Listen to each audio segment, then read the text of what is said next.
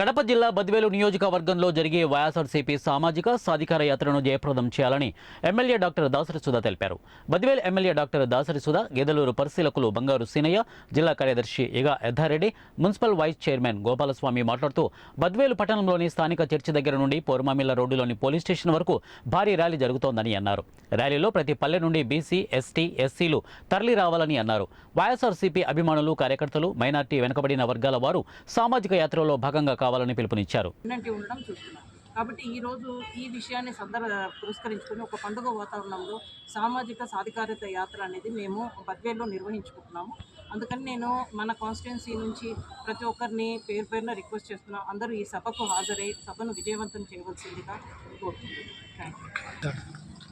75 సంవత్సరాల స్వతంత్ర భారతదేశంలో అట్టడుగు వర్గాలైన బడుగు బలహీన వర్గాలు స్వేచ్ఛ లేకుండా హింసావాదంతో ఎన్నో ఇబ్బందులు పడుతున్న ఈ రాష్ట్రంలో గత 4.5 సంవత్సరాల క్రితం ముఖ్యమంత్రి అయిన మా జగనన్న మా బడుగు బలహీన వర్గాలకు చేస్తున్న కృషిని ఎంత చెప్పినా కూడా దానికి చాలదు. జగనన్న వచ్చిన తర్వాత ఇస్తున్న సంక్షేమ పథకాలతో ఈ రాష్ట్రంలోని బడుగు బలహీన వర్గాలకు శక్తి వచ్చింది, డబ్బు వచ్చింది, ప్రశ్నించే హక్కు కలిగింది.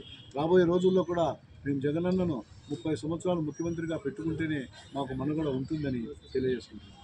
జగన్మోహన్ రెడ్డి సారు బీసీలకు ఇచ్చిన ప్రాధాన్యత ఆషామాషి కాదు. గత అన్ని రాష్ట్రాల్లో బీసీ ముఖ్యమంత్రి